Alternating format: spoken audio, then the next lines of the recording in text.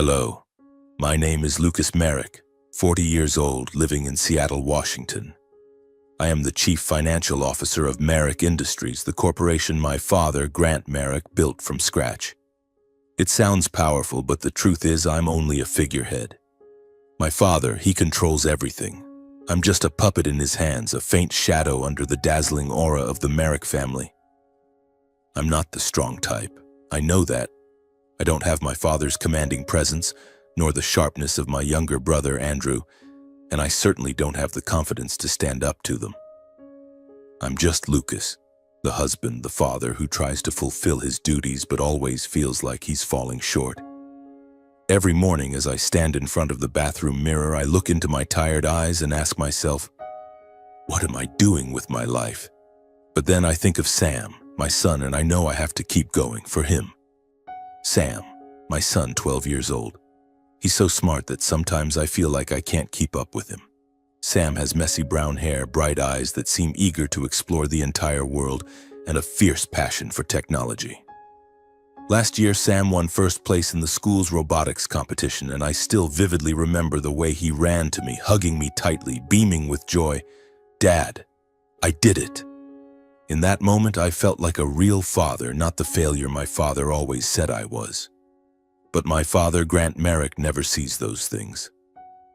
To him, I'm a great disappointment. He's 70 years old, but still as strong as an ox. His hair is silver white, his face stern with sharp, cold features, and his voice can make anyone tremble. He is the founder of Merrick Industries, a billion-dollar manufacturing and technology empire. But to me, he's not just a successful businessman. He's a domineering, patriarchal father and sometimes a ruthless man. I still remember the times he yelled at my mother, Evelyn, right in front of me and Andrew. My mother is a gentlewoman with blonde hair now streaked with silver and eyes always filled with sadness. She has endured him through 40 years of marriage, and I know deep down she's exhausted.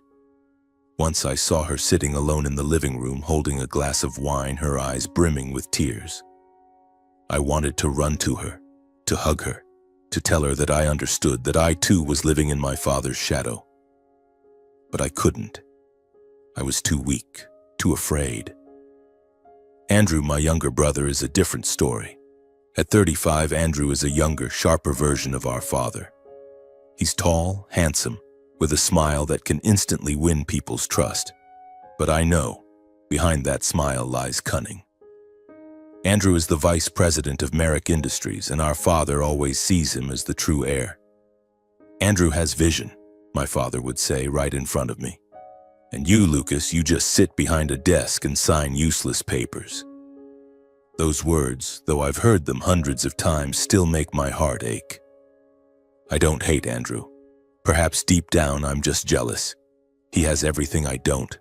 Confidence, our father's support, and the ruthlessness needed to survive in the world our father created. But I know Andrew never sees me as a brother. To him, I'm just an obstacle, a superfluous presence in his and our father's grand plans. Sam, my son, sees things differently. He loves me, I know that. But he also hates how my father treats me. Once, after witnessing my father berate me during dinner, Sam ran to his room and slammed the door. That night, I knocked on his door and found him sitting on his bed, clutching his laptop tightly. "Dad, why don't you fight back?" he asked, his voice trembling. "Why do you let Grandpa say those awful things?" I didn't know how to answer. I just hugged him and whispered, "I'm sorry, Sam. I just want everything to be okay." But the truth is, nothing is okay. Merrick Industries is standing on the edge of a storm. In recent months, I've overheard whispers in the boardroom about failed investments, accounting irregularities, and pressure from shareholders. I'm the CFO, but my father and Andrew never let me access the critical documents. They only give me sanitized numbers, polished reports. I know something's wrong, but I don't dare ask. I'm afraid. Afraid that if I question them, my father will give me that look of contempt and Andrew will smirk as if I'm a fool. Every day I go to work feeling like I'm stepping into a battlefield without weapons. The employees look at me with pity or worse, suspicion. They know I have no real power. They know who truly runs Merrick Industries. Sam is the only one who makes me feel like I still have worth. He often sits and tells me about his tech projects, about how he programmed a robot to pick up trash automatically, or how he hacked into the school's computer system, just to mess with his friends, of course. I laugh, but deep down, I worry. Sam is too smart, too curious. I'm afraid that one day he'll dig too deep into this family's secrets, and that will pull him into dangerous territory. One evening, as I sat in my study staring at the pile of papers on my desk without really reading them, Sam walked in. He was holding a USB drive, his eyes sparkling with excitement. "Dad, I want you to see this," he said, his voice full of enthusiasm. "I just wrote a program to analyze data. Imagine if I could apply it to Grandpa's company. Maybe find ways to save money or catch some errors." I smiled, but a wave of unease washed over me. "Sam, you're so smart," I said, ruffling his hair. "But the company, it's more complicated than you think. Just focus on school, okay?" He looked at me, a flicker of disappointment in his eyes. "Dad, I just want to help. I know you're not happy, I see it." Sam's words cut through my heart like a knife. I wanted to tell him I was fine, that I could handle everything, but I couldn't lie. Not to Sam. That night, as I lay in bed, I couldn't sleep. The sound of waves from Puget Sound echoed in, reminding me of my own insignificance. I thought about my mother, about the years she endured my father. I thought about Sam, about how I don't want him to grow up in the shadow of this family. And I thought about myself, a 40-year-old man who still feels like a scared boy in front of his father. It was Tuesday, a day that seemed ordinary at first. I drove to the headquarters of Merrick Industries, located in downtown Seattle, where skyscrapers with glass facades reflected blinding sunlight. My office was on the 20th floor, a spacious room with windows overlooking Elliott Bay. But that luxury didn't make me feel powerful. On the contrary, it made me feel small, like someone placed in a chair far too big for their stature. I sat down at my desk, opened my laptop, and began reviewing financial reports. The numbers danced before my eyes, but they told me nothing. I knew they had been manipulated, polished by my father's and Andrew's accounting team. I was just the one who signed off, a soulless rubber stamp. Every time I tried to ask about an unusual expense or an unclear transaction, my father would brush me off. "Lucas, just do your job. Leave the big stuff to me and Andrew." And Andrew, with his signature smirk, would chime in, "Big brother, don't worry, we've got it under control." But that morning, something was off. The atmosphere at the company was heavier than usual. Employees whispered to each other in the hallways, avoiding my gaze. When I walked into the boardroom for the quarterly shareholders meeting, I saw my father and Andrew already seated at the head of the table. My father, in an expensive gray suit, fixed me with a piercing, cold stare. Andrew, as usual, wore a smug smile, but I noticed a hint of tension in the way he tapped his fingers on the table. "Lucas," my father began, his voice low and commanding. "Today we need to have a serious talk." I swallowed hard, feeling like a schoolboy called to the principal's office. "Yes, sir," I replied, trying to keep my voice steady. "What's this about?" My father didn't answer immediately. He pushed a thick stack of documents toward me. "Open it and see," he said, his voice as cold as ice. My hands trembled as I picked up the documents. It was a financial report, but not like the ones I usually saw. The numbers were bolded with red-inked notes highlighting irregular expenses and transfers with unclear origins. And at the bottom of each page was my signature. The signature I had scrawled hundreds of times, never reading closely because my father always said, "Just sign, Lucas, don't waste time." "What is this?" I asked, my voice faltering. My heart began to race. "This," my father said, emphasizing each word, "is proof that you've embezzled $10 million from the company's funds." The world around me seemed to stop. I could hear the blood rushing in my ears. "What?" I stammered. "Dad, I would never do that." Andrew cut in, his voice smooth but laced with mockery. "Lucas, don't play innocent, we've checked. All these transactions went through your accounts. Your signature is everywhere." I flipped through the documents, desperately searching for a clue, an explanation. But the numbers, the lines of text, they were like a maze with no exit. Cold sweat trickled down my spine. "Dad, I swear, I don't know anything about this," I said, my voice almost pleading. "I just did what you and Andrew told me to." My father slammed his hand on the table, the sound making me flinch. "Don't make excuses, Lucas," he roared. "You're the CFO, you're responsible. Or are you saying you're so useless you didn't even know where the company's money was going?" I couldn't respond. I just sat there, feeling like the world was crumbling around me. Andrew looked at me, his eyes like those of a snake watching its prey.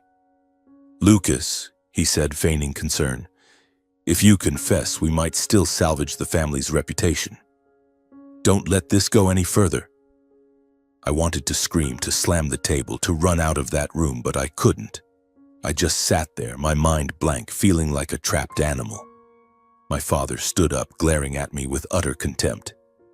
"Get ready to go to prison, you useless fool. Don't expect me to go easy on you just because you're my son," he said. After my father and Andrew left the room, I remained seated, my trembling hands clutching the documents. I didn't know what to do. I had no evidence, no way to fight back. All I knew was that somehow my father and Andrew had orchestrated this. They wanted me to take the fall, to be the scapegoat, to protect Merrick Industries, or worse, to protect themselves. I drove home in a state of panic. My house, once a place of peace, now offered no comfort. Clara, my wife, was in the kitchen preparing dinner. She immediately sensed something was wrong. "Lucas, what's the matter?" she asked, setting down her knife. "You look like you've seen a ghost."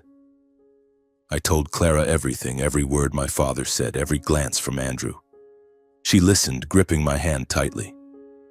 "Lucas, you didn't do anything wrong," she said, her voice firm. "We'll find a way. You can't let them pin this on you." But I wasn't sure. I felt like I was falling into a trap and I didn't know how to escape. That evening, I couldn't eat. I sat in the living room, staring out the window, trying to find a way out in my mind. But every thought led me to the same conclusion. I wasn't strong enough to confront my father and Andrew. Late that night, after Clara had gone to bed, I heard soft footsteps. Sam appeared at the door, wearing his favorite robot-themed pajamas. "Dad, I heard Mom talking," he said, his voice quiet but resolute. "You didn't do anything wrong, did you?" I looked at my son, my heart tightening. "Sam, I hesitated, unsure of what to say. "I don't even know what's happening anymore." Sam walked over and sat beside me. "I believe you," he said, his eyes shining with conviction. "And I'm going to help you, I promise." I gave a weak smile, thinking he was just trying to comfort me. I didn't want Sam getting involved in this. He was only 12, too young to face the dark secrets of the Merrick family. The next day, I received a call from my mother. Her voice trembled over the phone. "Lucas, you need to be careful," she said. "Your father, he's planning something. I don't know the details, but it doesn't feel right." I wanted to ask more, but she hung up quickly as if afraid someone might overhear. I began to sense the danger. My father and Andrew didn't just want to push me out of the company, they wanted to destroy me. And I knew that if I didn't find a way to fight back, I would lose everything. My honor, my family, and Sam's future. But I didn't know where to begin. In the days that followed, I lived like a shadow, silently going to work, silently returning to our suburban Seattle home where Clara and Sam were waiting for me. Clara tried to keep things normal, cooking dinners I couldn't bring myself to eat, while Sam looked at me with eyes full of concern, as if reassuring me that everything would be okay. But I didn't feel okay at all.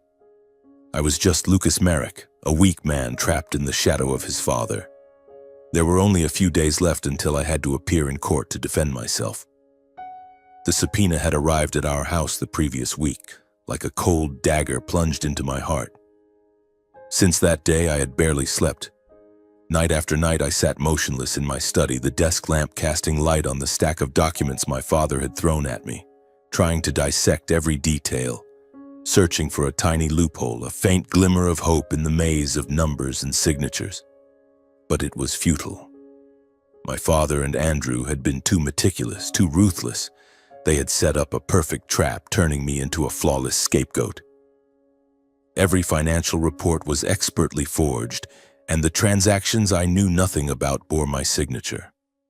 I felt like a man standing on the edge of an abyss, each step bringing me closer to the dark void waiting below. On the day of the trial, I felt as though my body no longer belonged to me. I stood in front of the mirror trying to tie my tie, but my hands trembled so badly I couldn't manage the knot. Clara walked in and placed her hand on my shoulder.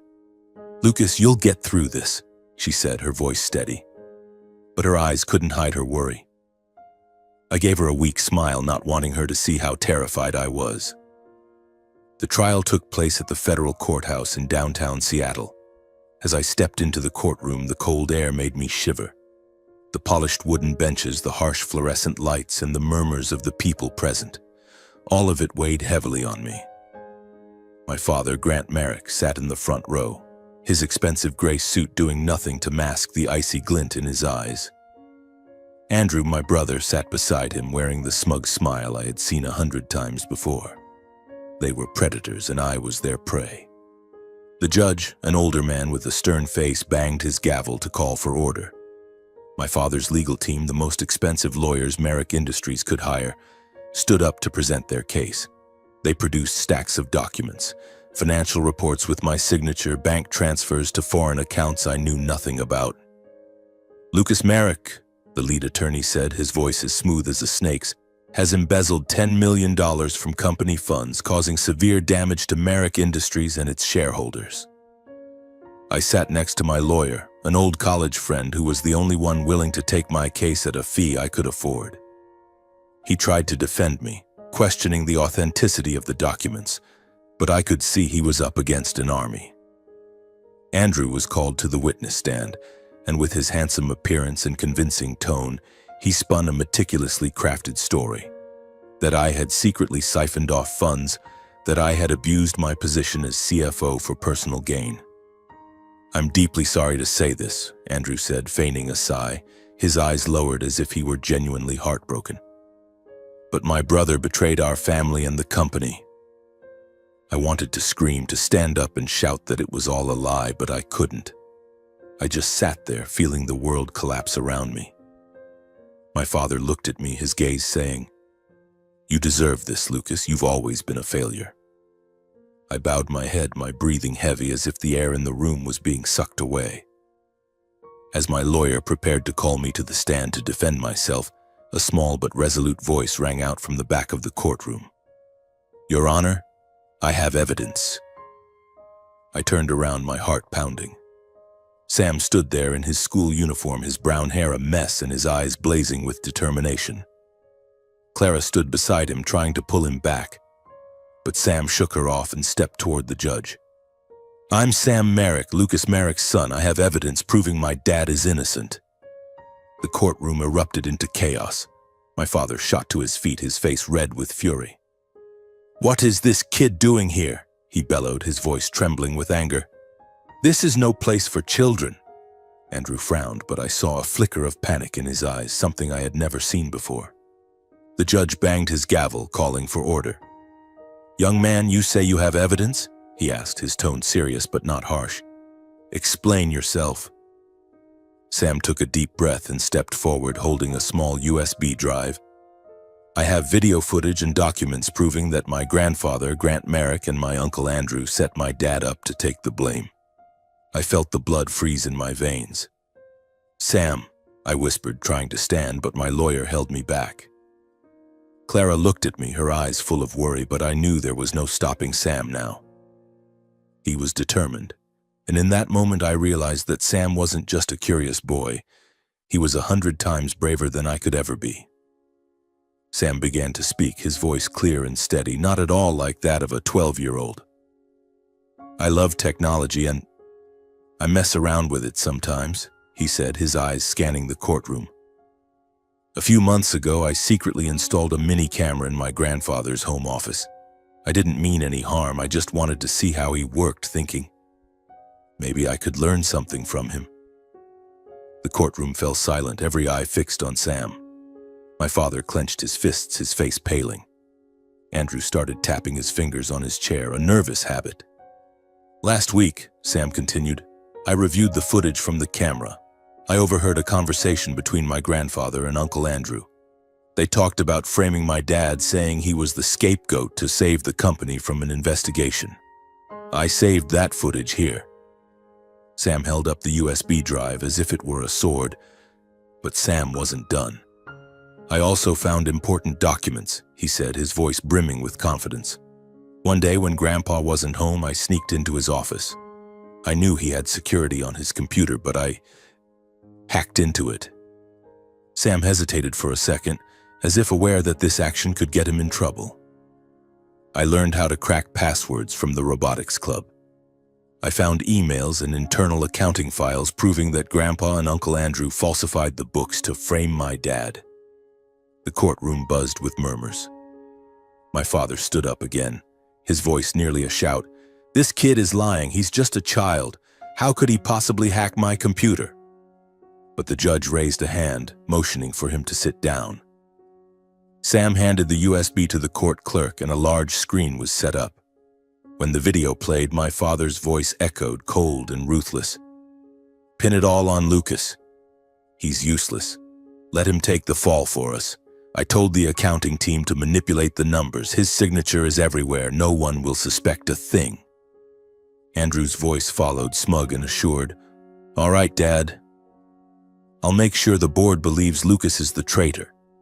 Once he's out of the way, we'll get through this investigation." My heart felt like it stopped. Those words, like daggers, confirmed what I had feared for so long. My father and Andrew didn't just want to push me out of the company, they wanted to obliterate me. I looked at Sam, standing there, small but powerful, like a warrior facing the world. The judge requested to see the documents Sam had obtained. The emails and accounting files were displayed on the screen with transactions clearly annotated, showing how my father and Andrew had manipulated the books. There were transfers to foreign accounts, expenses without invoices, all forged to make it look like I was responsible. My father tried to object, but his voice faltered, lacking its usual authority. Andrew sat silently, his face pale, the smug smile gone. The judge announced a recess to verify the legality of the evidence. I looked at Sam, feeling both grateful and terrified. He had done what I never dared to dream of, but I also knew his actions had put us both in a dangerous position. During the recess, I pulled Sam into a corner and hugged him tightly. "You did amazing," I whispered, my voice choked with emotion. "But you have to be careful. Grandpa, he won't forgive this." Sam looked at me, his eyes blazing. "I'm not scared, Dad," he said. "I just want to protect you." I hugged Sam tighter, feeling a strength I had never known. In that moment, I knew that no matter what happened next, I wouldn't let Sam fight alone. When the trial resumed, the judge returned with a stern expression. He announced that Sam's evidence, the video footage from the mini-camera and the documents obtained from my father's computer, had been preliminarily verified. "We need more time to assess the legality and authenticity," he said, his voice steady. "But what has been presented today is sufficient to temporarily suspend the charges against Lucas Merrick. The trial will continue next week with the involvement of accounting and technical experts to analyze the evidence." My father shot to his feet, his face flushed with anger. "This is a farce," he bellowed, pointing at Sam. "That kid broke into my private property. This evidence is illegal." Andrew chimed in, his voice smooth but betraying tension. "Your Honor, we request that this evidence be dismissed. A 12-year-old cannot be considered a credible witness." My lawyer, Michael, stood up to object. "Your Honor, the evidence presented is clear and verifiable. We request that the court summon additional witnesses from Merrick Industries' accounting department to clarify the transactions." The judge nodded, jotting something down, then banged his gavel to end the session. I looked at my father and saw his gaze, sharp as a blade, directed at me and Sam. I knew he wouldn't stop. The days that followed were a string of sleepless nights. Clara and I tried to keep Sam at home, preventing him from going to school out of fear that my father might retaliate. But Sam remained resolute, insisting he wouldn't hide. "If I'm scared, then Grandpa wins, Dad," he said, his voice full of determination. I didn't know how a 12-year-old could be stronger than me, but I knew I had to try. For Sam, for Clara, and for myself. Michael, my lawyer, worked tirelessly. He contacted former accounting employees of Merrick Industries who had left because they couldn't withstand the pressure from my father and Andrew. One of them, Anna, agreed to testify. Anna had been the head of accounting but quit after my father forced her to do things against her conscience. In secret meetings, Anna confirmed that my father and Andrew had instructed her to manipulate figures, creating fake transactions to frame me. "I didn't want to do it," Anna said, her voice trembling. "But Mr. Grant, he threatened to ruin my career if I didn't comply." The new evidence began to pile up. Michael hired a team of technical experts to analyze the files Sam had retrieved from my father's computer. They confirmed that the accounting documents had been altered with falsified timestamps to make the transactions appear recent. Furthermore, the footage from Sam's mini camera was proven to be authentic, with no signs of tampering. Each piece of evidence was a brick in the wall protecting me, but I still felt uneasy. My father was a powerful man with connections I could never dream of. He could bribe, intimidate, or do whatever it took to turn the tables. The next trial session, held a week later, was even more tense than the last. My father and Andrew had hired a new legal team, led by a man notorious for overturning seemingly unwinnable cases. They attacked the legitimacy of Sam's evidence, arguing that his hacking and camera installation violated privacy laws. "A child cannot be considered a reliable source," my father's lawyer said, his voice dripping with sarcasm. The boy was clearly manipulated, possibly by the defendant himself, Lucas Merrick. I clenched my fists under the table, trying to suppress my anger. Michael countered, presenting Anna's testimony and the technical reports. "These documents weren't just taken from Mr. Grant Merrick's computer," Michael said, his voice firm. "They've been corroborated by independent witnesses and experts. The falsified transactions bear Lucas Merrick's signature, but there's no evidence he directly executed them." Sam was called to the witness stand, and my heart felt like it stopped. The small boy in his school uniform stood before the entire courtroom, but he showed no fear. He recounted how he installed the mini camera in my father's home office, how he hacked the computer using skills learned from the robotics club. "I just wanted to protect my dad," Sam said, his voice clear. "I knew he didn't do anything wrong, and I couldn't let Grandpa and Uncle Andrew destroy him." The courtroom was silent, with only Sam's breathing audible through the microphone. The judge looked at him, his expression softening slightly. "Young man, you understand that what you did may have broken the law, don't you?" he asked. Sam nodded. "Yes, Your Honor, but I had no other choice. I just wanted the truth to come out." I looked at Sam, feeling both proud and heartbroken. He had put his entire future on the line to save me.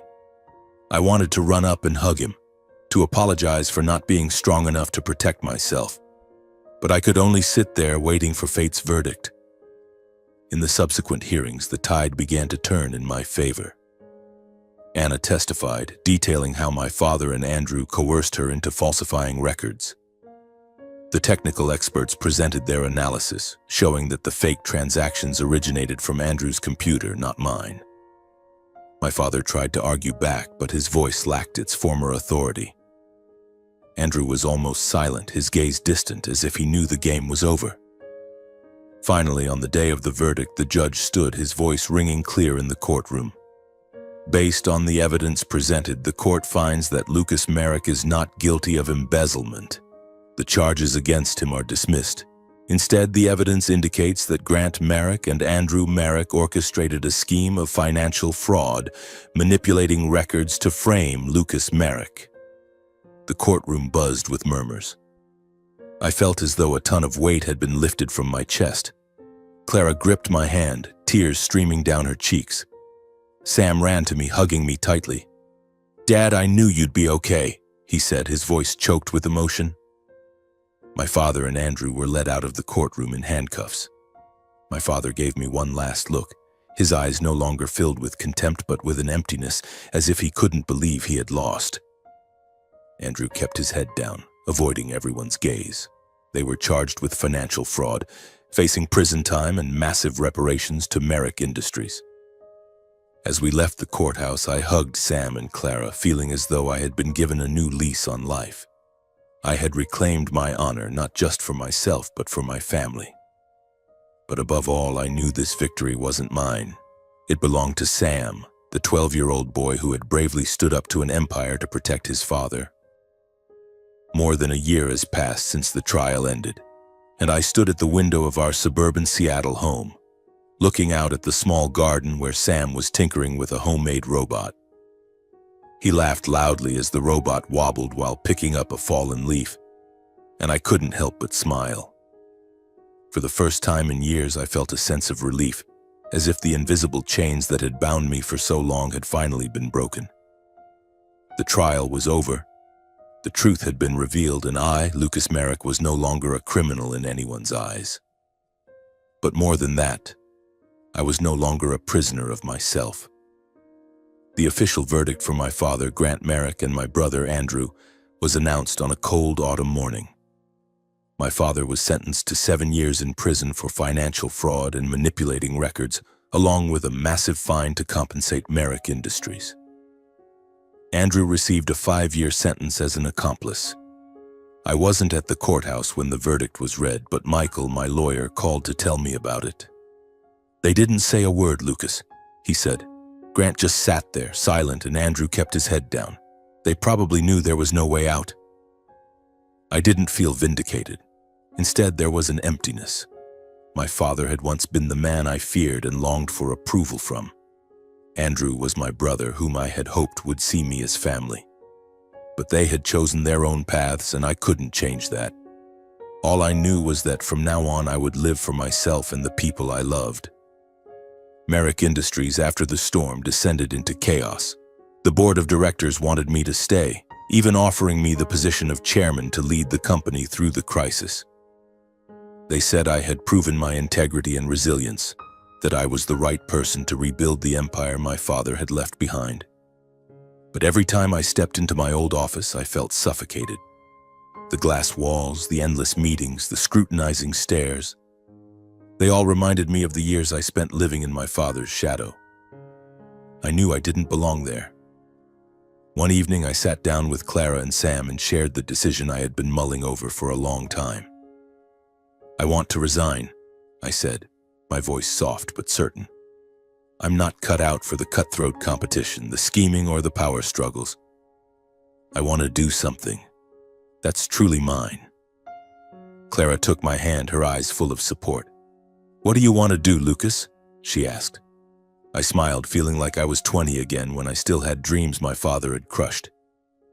"I want to open a small restaurant," I said. "I love cooking. Ever since I was a kid, I wanted to be in the kitchen, experimenting with recipes, making dishes that bring people joy. But Dad, he always said a man should aim for big things, not hide away in a kitchen." Sam looked up from his laptop, his eyes sparkling. "Dad, that's awesome. I want to eat pizza you make." He laughed loudly, and I couldn't help but laugh along. Clara nodded, placing her hand on my shoulder. "If that's what you want, I'm with you. Always." I resigned a week later. The board tried to convince me to stay, but my mind was made up. I handed over my responsibilities to Anna, the former head of accounting who had testified at the trial. Anna was a smart, honest woman with the strength to guide Merrick Industries through its turbulent times. I knew the company would be in good hands with her. As I left the glass skyscraper for the last time, I felt a weight lift off my shoulders. I was no longer the CFO, no longer my father's puppet. I was just Lucas, an ordinary man ready to start anew. My small restaurant, named Merrick's Kitchen, opened on a quiet street corner in Seattle near Puget Sound. It wasn't as fancy as the restaurants my father used to take me to, but it was mine. I spent hours in the kitchen experimenting with bread recipes, making marinara sauce from fresh tomatoes and baking fragrant apple pies. Each dish was a piece of me, dreams buried since childhood now brought back to life. Customers started coming, at first just a few acquaintances, then gradually more. They praised the food, the cozy atmosphere of the restaurant, and I realized that for the first time in my life I was doing something I truly loved. My mother, Evelyn, had changed too. After the trial, she filed for divorce from my father. "I've put up with him for too long," she told me one afternoon when she visited the restaurant. "I want to live for myself, Lucas, and I want to be close to you and Sam." I invited her to live with us in our warm suburban home. Clara and Sam welcomed her with open arms, and for the first time, I saw my mother smile without a trace of sadness in her eyes. Our home was now filled with laughter. Sam was still busy with his tech projects, but he often joined me in the kitchen to help, though most of the time he was sneaking bites of food. Clara took on managing the restaurant, with organizational skills I always admired. My mother loved sitting in a corner of the restaurant, reading books and chatting with customers, as if rediscovering the freedom she had lost over the years. We were no longer under pressure, no longer oppressed by harsh words or contemptuous glares. We were just a family living simply and happily. One evening after the restaurant had closed, I stood on the balcony looking out at Puget Sound shimmering under the moonlight. Sam came out holding a mug of hot cocoa. "Dad, I think you did the right thing," he said, his voice soft but sincere. "I like seeing you happy." I hugged Sam, my heart overflowing. "Thank you, Sam," I said. "If it weren't for you, I don't know where I'd be." He smiled, resting his head on my shoulder. "Dad, I just wanted you to be free." And I was free.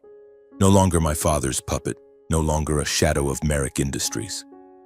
I was Lucas Merrick, a husband, a father, a chef, and above all, a man who had found himself again. Merrick's Kitchen wasn't just a restaurant. It was my new home, where I built dreams no one could hold back. Seattle was still windy. Puget Sound still sparkled, but now I no longer felt small before the world. I had found my place, and I knew, no matter what life brought, I would never let myself be imprisoned again.